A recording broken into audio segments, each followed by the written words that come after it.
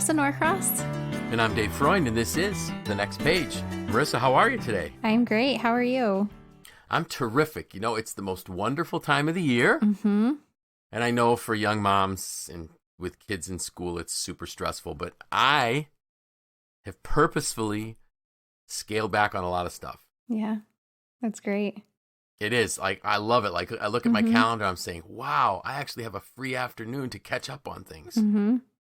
And then we just realized before we started recording that I forgot to send you a newsletter article for January. It's like, wait, I thought I did it. No, I didn't do it. It's okay. I started it. Does it count? Do I get extra credit, or at least starting, or partial credit, rather? Yes, absolutely. Okay, Absolutely. so I told you what it's about, and I told you how many words I have written, so. Yep, you're almost there. Almost there. So last week we talked about habit goals. Mm-hmm. And I said I was going to test an app. And the app that I tested, which works, but I'm not real fond of it. And you can tell I'm not fond of it because there's nothing wrong with the app. It was called Habit Bull. It just was too, I told the listeners I would try it out. It's not as good as Coach Me, which is the app that I use. So I tried it. It was just too, I don't know, too many clicks to get what I wanted. But it does work. It will track whatever you want it to track. And I also said that I was going to start forming a habit of doing something. Do you remember what it was? Oh, you're really testing my memory, and it's too late for my memory. It's late. So I said I was going to start writing the book again. Oh, right. And I did. Oh, awesome. I did. So we're on a roll. That's great. And I'm super excited about the week between the week of Christmas because our offices will be shut down. And I've put my growth plan binder together for myself. And I'm super excited about taking that week because my family won't be arriving yet from Ohio. So I will pretty much have a week to set next year up to be one of the best years ever. Yeah. Wow. And it's a new decade. It is a new decade. So somebody asked me, so is it really a new decade or is it a new decade in 2021? I said, I don't really care. Well, you'd say like it's the 20s, you know? Right. So was 2000 the beginning of a new millennium, or was 2001 the beginning of a new? Who knows? And really, who cares, right? 2000, right? Didn't we make a big deal out of it? We did. But somebody said to me last night, I don't think it's. Anyways, because I knew it has. We were looking at the moon. And It was supposedly the last full moon of this decade. Correct. This morning at 12:12. Oh. And then they said, well, how do you know? So anyways, we're not going there. Those are people that just want to dispute things. And I don't want to dispute. I'm going to stay positive. I will blissfully live in my ignorance of thinking that 2020 is a new decade, and I will believe in that. Perfect. I love that. Blissfully live in my ignorance. That's pretty cool. So today we're going to talk. So we were talking about goals last week, and I think for me, I think it was a really good thinking lesson for me, and one to help me work on my habit goals and try to get a little bit more intentional about things that seem to be too big. And I was thinking when we were contemplating that maybe we should talk about things that could hold us back, because all of us have things in our life that hold us back from achieving what we want to achieve. So that was really the post that went out this morning. The title is "What Else Is Holding You Back?" And I had to think. I came up with like 3 right off the bat that I think can hold people back. And the first one is, for lack of a better term, I'll call it hurt. You know, are we carrying around physical or emotional pain that's just weighing us down? And it was interesting because I put a quote in here, and I'm going to read the quote, and then I'm going to ask if you can guess who said it, which isn't really fair because you weren't alive when he said it. But the quote was, "Never give up, always do your best. Never hate those who hate you, because when you do, you destroy yourself and they win." All right. This has got to be a past president. Ooh. How did you guess that? Well, you're really into history. So I want to want to say we've either talked about this quote on We the might podcast have. before, or maybe you've shared it with me, but I Okay. cannot recall exactly who. It was Richard Nixon. It was his last press conference when he left Washington for the last time. And what really struck me was, the reality is that Richard Nixon messed up big time. He didn't order a break-in. He didn't cause anything to happen, but he covered up for the committee to reelect the president, and it ended up costing him his presidency. He would have been the first president to be removed from office had he not resigned. And so you kind of thought about, people really went after him, and for him as he was leaving, and thankfully he left rather than put the country through, a full impeachment and removal from office. But it always struck me that he said that, because what he was saying was that if you allow yourself to harbor ill feelings toward anybody, you end up losing. Even if they went after you and, you were innocent or whatever it was, and I'm not saying he was, because clearly he was guilty of obstruction of justice, but you got to free yourself of the things that weigh you down. It Lived to Lead this year, Marcus Buckingham, when he was talking about his wife had cheated on his kids' ACTs, paying Rick Springer some money, to get his kids higher scores. He was struggling with his feelings toward her, his ex-wife, and he said the question that he asked John Maxwell was, how do you forgive somebody that hasn't asked forgiveness? And John's reply to him was, you forgive her because forgiveness is for you, it's not for her. Mm-hmm. So that's kind of what I want us to think about with this hurt thing, because all of us have been wronged by people. All of us have been hurt by people. And when you allow yourself to carry emotional baggage, it weighs you down. It makes you fatigued. If you think about maybe when you were, you're having a disagreement with a coworker, every time you see him at work, there's just tension and you feel the weight. You just got to let go. So don't carry hurts around.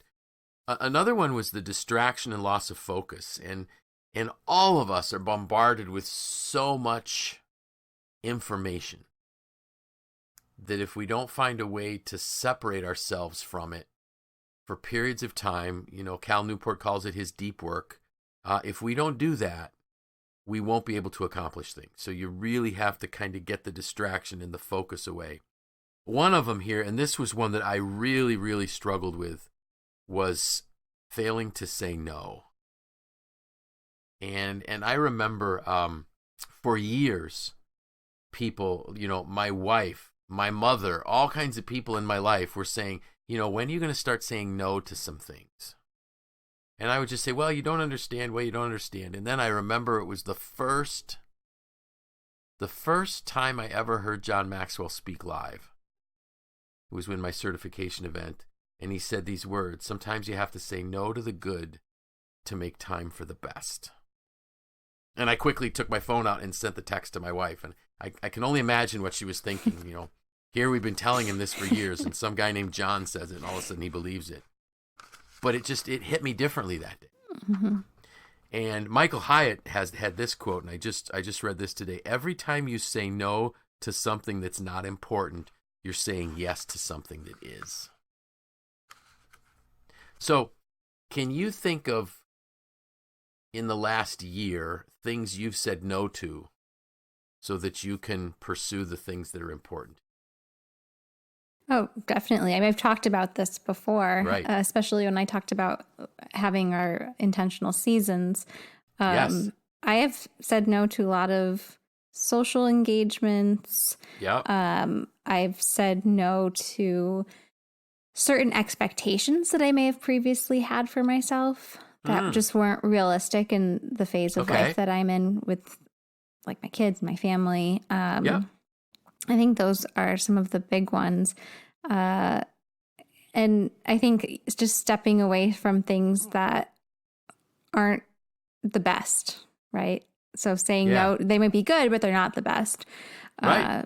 And I think it's it's been life-changing for me because it's given me some extra margin in my very full life. But it's also allowed me to stay a little bit more on track. Ah, good. Very good. Yeah. How about you? Yeah, so there was actually one thing that I had said no to for a while that now I have gone back to saying yes to. And so maybe I can let me explain that one. So I had said no to being on the board of the Antique and Classic Boat Society, the Finger Lakes chapter of that. And I said no for probably, because I was on it maybe 10 years ago. And it's probably been 10 years or more, maybe 12 years since I was on it. But I felt that at this time in my life, because of my shift in some responsibilities, specifically when I went away from my corporate job to the job I have now, that I would have a little bit more flexibility. So I said yes to that again. They were in a bind, and so they assured me that it's only like 6 meetings a year, and I can do that. Mm-hmm. But, I've had to realize that I'm going to have to say no to certain kinds of work. Mm-hmm. That I'm not going to say yes to everybody that asks me to do something. And for instance, can you come do this talk? Can you come do this? And the answer is going to be, and is, no, I can't. Because if I want to be able to do things well, I have to do less. Mm-hmm. If we don't say no, these were 5 things that I also found today that Michael Hyatt wrote. If we don't say no, other people's priorities will take precedence over ours. And so, one of the ones that really struck me, that's not stuck me, struck me, was I was asked this fall to go to Canada for an event that one of our churches was doing. They wanted me to speak at their event, to have a morning service, and I just said no. And I've been saying no to more things like that because I wanted to be home. I can't let other people's priorities take precedence over mine or my family's. Mere acquaintances, people we barely know, will crowd out time that we have for family and close friends if we're not careful. Mm-hmm. We won't have time for rest and recovery. Remember, that was the struggle that I had this summer where I hadn't said no, and I ended up getting sick again. So these are really things that you can't push this off. We won't be able to say yes to the really important things. That was the 5th point that Michael Hyatt was making. So yeah, it was hard for me to say no to this person in October because he had all these reasons that I should go. And so the first excuse that I used was, well, we're waiting for, our daughter-in-law to deliver a baby. Well, then the baby was born. Okay, so now, and he wrote me back. So now the baby's born. Can you come? And I just said no. And I basically told him I needed to rest. Yeah, I mean, I think there is value to being almost like unapologetic about it. Right. You don't necessarily owe anyone an excuse because it's really not an excuse. It's just a decision. The decision is no, or the decision is yes. And I think the more you try to, like you said, like formulate this excuse around it, the harder it really gets to say no. Or sometimes we'll say things like, oh, right, like, let me think about it, or maybe I can. But in your head, you're like, no, the answer is definitely a no. And it's easier to go to no first if we're just just go disciplined. to no, and don't carry that around with you, because then you've said that, like, let me get back to you, and in your mind it's no, and then you're carrying that around and you're mulling it over. Perfect. And you might be trying to talk yourself into it, or don't worry about it. And I love how you said that. You say, let me think about it, when mentally we were already at no. Yes, if you're at no, just say no. That's great. Like, I think thinking about when people, I know you get a lot of requests, just saying like, wow, that's a really great honor, but now is not a good time. Because if it is something that you think that you might be interested in the future, like you said with the board that you're on for the antique boats, it just wasn't a good time. It's not that it's not a good thing. It's just not the best use of your time. Exactly. So then I did some browsing today. And I was looking at what other writers have written on things that hold us back from achieving our goals. Fear. Fear of failure. Are there things that we aren't trying because we're afraid we're going to fail? And I love the quote that somebody said, what would you try if you knew you wouldn't fail? That's a real deep thought to kind of think through. But then there's other kinds of fear of rejection or ridicule. There are people, if you're going to be intentional about growing, it's going to affect your relationships with people. And there may be some people that won't want you to grow. And that's just something that we just need to be aware of. It's a very real possibility. Fear that you might be disappointing people. So, the reason we don't say no is we don't want to disappoint people. Excuses, of any kind, shifting the blame, and it's interesting. You can get to success much quicker from failure than you can from excuses. So that's, if I failed in achieving my goal, what did I learn from it? Let's own up to it and move forward. Neglecting your health. Woo, there's a big one. Yeah. Yeah. That, and isn't it interesting that the one thing that we can do to help for our health, the one thing that will have the biggest difference is just rest. I don't know why I keep forgetting that one, but it's true. Here's a good one. The number four one on my list is staying in your comfort zone. It was interesting. I had a coaching client in today, and he's just doing amazing. This gentleman has done more change in his leadership in the last 5 months than anybody I've ever worked with. I mean, it's profound how much he's changed. And one of the things he said to me today was, he said, he was working on some cultures and values type things that he wants for his operation. And he said, he wrote it and I had reviewed it and we did some work tweaking it. And then he was going to present it to his direct reports. And he goes, I was really uncomfortable. And I said, why? And he said, well, I've never done this before. And I said, so what's that tell you? And he said, well, and I forgot how it came about, but the point was he's growing. And we only grow outside of our comfort zone. So if all the goals you're achieving and everything you're doing is inside your comfort zone, they're not worthwhile goals. They're not big goals. That's what I should say. Meaningful goals. The need for perfection. Is that something you struggle with? You know me so well. I think that it used to be worse. Okay. But my kids have leveled me. Good. So I think still sometimes it definitely does come out. But it's something I'm now more aware of.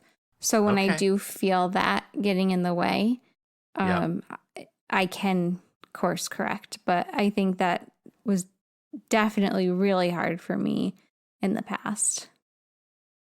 Yeah, it was when you sent over the edited draft of my post and I found a typo. I'm like, wow. At first I'm like, wait, what am I missing here? She never sends me anything that has a typo in it. But there was. It's okay. It's okay. It was good. I was so glad I caught it. I was like, yeah, I can do something. Maybe maybe I left it there as a test. You did, because you wanted me to feel valued, right? I do bring value to this. Oh, well. But you got to be okay with not being perfect in your goals, and that's really what this person was saying. And and I've actually been frustrated with myself because I'll wait too long to release something or isn't just right, and I'm just just get it out there, just do something.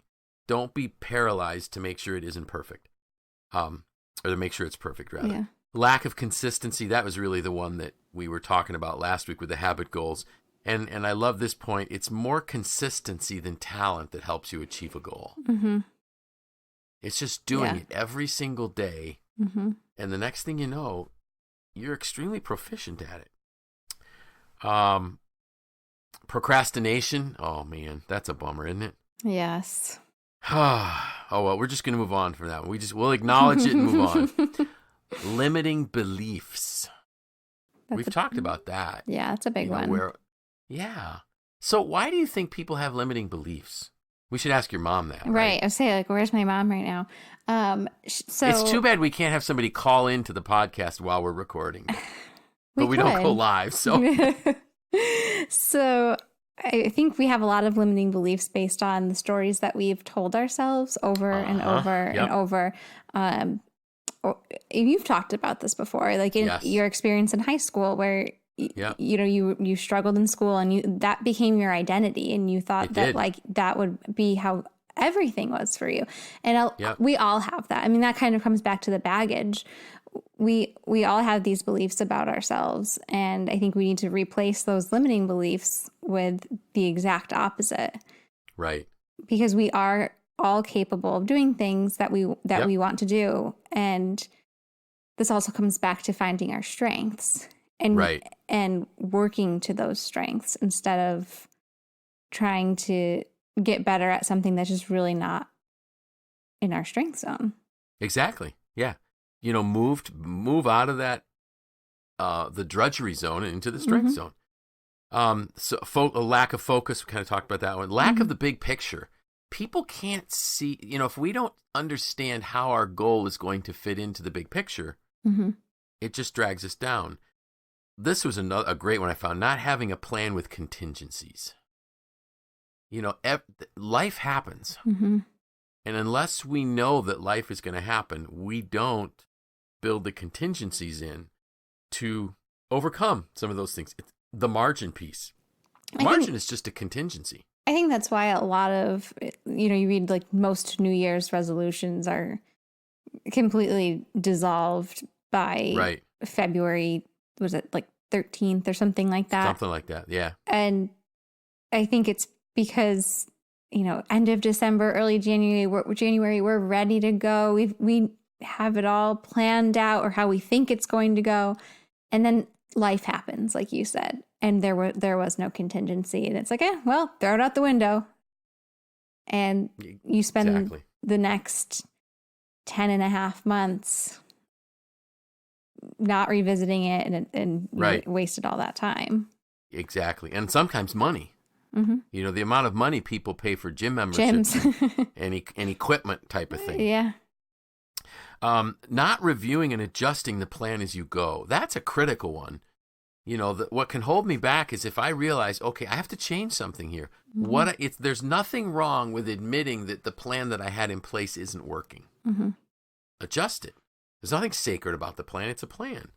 And realizing that when I failed, it wasn't that I failed. The plan was bad. Too many people allow that failure to feed into those self-limiting beliefs. Stopping too soon. And I don't remember where I read this, but I read this article that talked about the difference between people that are hugely successful in terms of whatever their goal is, whether it was, starting a business type of thing. The difference between the people that achieve it and those that don't is those that don't stop just before a breakthrough. And if you could think that breakthrough would come tomorrow, you could push through the night. But we don't have enough energy to keep going, and so we stop too soon, and we never get there. Limited thinking, we kind of talked about that one. Not learning from our failures, that's another. Just failure is an opportunity to begin more intelligently. That's that simple. And it's interesting. I was teaching a class today, and I used the quote that I do a lot.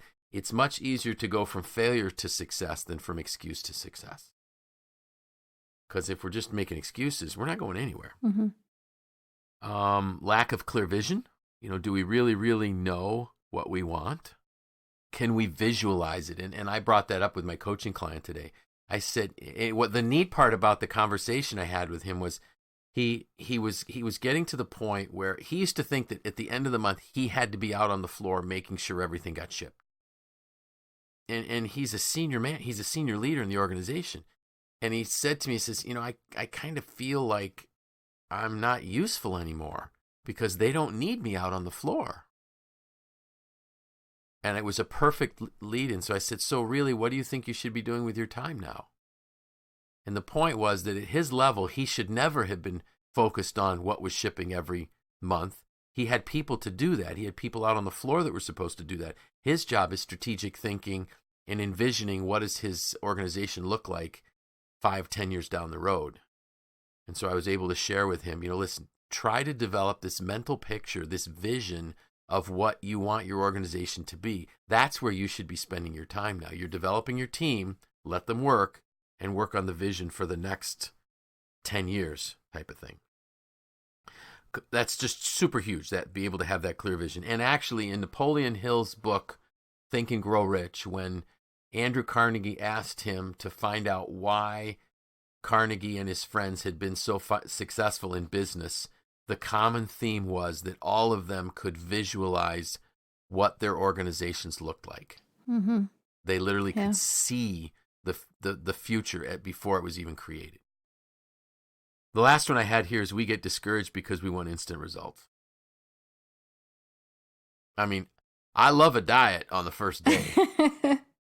If only I could lose a pound the first day.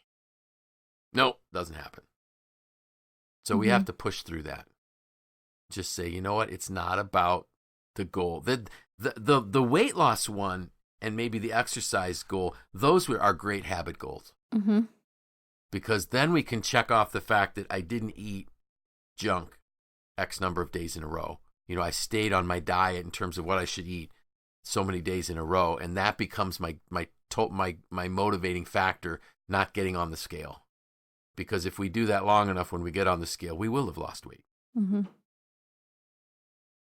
We ran through those pretty quick, so I'm gonna go through them again, just so our listeners, if they skip to the end, which probably nobody does, but things that hold us back: hurt, harboring things, distraction, loss of focus, failure to say no. We took a lot of time on that one. Fear, excuses, neglecting your health, staying within your comfort zone, a need for perfection, a lack of consistency, procrastination, limiting beliefs, lack of the big picture, not having a plan with contingencies, not reviewing or adjusting our plan as we go, stopping too soon, limited thinking, not learning from our failures, lack of clear vision, and not seeing instant results hold us back. So push through. Mm-hmm. It's, if somebody has something, don't wait till January 1st to start a new goal. Right. Because if you start it tomorrow or today, depending on when you're listening to this, for us, as we record it, it's getting pretty late. So we're probably not going to do it today. But just think, you could have a significant number of days under your belt before you get to January 1. And you can build momentum. I want to ask you one wild card question here. Sure. Do you think there is one thing on this list that you can most closely relate to or feel holds you back the most? I got lots of them. Believe it or not, the discouragement because of instant results. Really? Yeah, but that's in the healthy eating and exercise one. Okay. Goal. And the other one, this is going to surprise you. Limited thinking. That does surprise me. I still battle. I don't think that my vision is big enough. Mm-hmm. But that's a quick, it's a wild card. Well, and procrastination. See, I told you they're all of them. Yeah, I mean, I'm sure it kind of depends on what type of goal it is too, right? Which one did you think I was going to pick? I didn't anticipate you asking me that. So I do not it's a know. Wild card.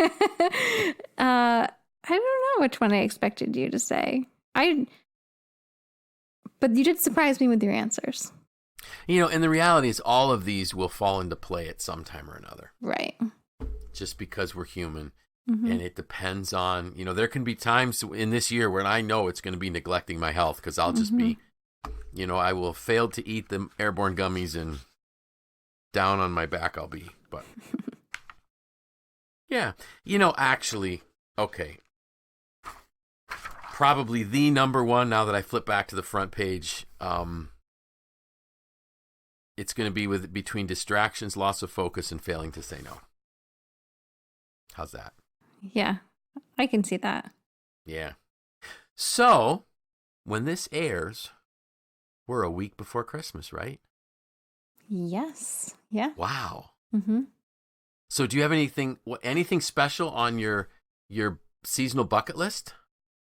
Well, I tried to not make it holiday heavy. I didn't want to make it holiday heavy because, well, technically winter does not even start until December. That's true. 21st, I think. First. So I had some holiday things on there. Like we'll do gingerbread houses when my nephew gets into town. We did the Dickens Christmas and Skinny Atlas. We've got some holiday stuff on there, but I wanted to make sure that we saved some just fun winter things. Good. Because it's a long winter here. It is. It is. Mm-hmm. So my next thing is, at the time when we're recording this, so tomorrow night, we will go to Symphoria's Holiday Pops concert. That's awesome. That's one of my highlights. And then on Saturday, our church goes Christmas caroling. Oh, that's so fun. And then we do a pizza dinner at a retirement center down the street from our church. Mm-hmm. Oh, I'm sure that's so nice. Bring in pizza. So that's all kinds of fun. Yeah. So that's my immediate 2 things that are going to be awesome. Mm-hmm. So do you want to know what we're talking about next week? Of course. A rising star. Mm. It has nothing to do with Christmas. Oh, really? Right. I was totally thinking Christmas. Christmas is on a Wednesday, right? Yeah. Yes. So so next week's podcast will actually be released. The one we record next week will be released on Christmas. Mm-hmm. And it will be entitled A Rising Star, but it has nothing to do with Christmas. All right. So that'll get people really thinking. Mm-hmm. And I don't want them listening to the podcast on Christmas Day. They should spend time with their families. Yes. All right. So with that, I'm Dave Freund. I'm Marissa Norcross. This was The Next Page.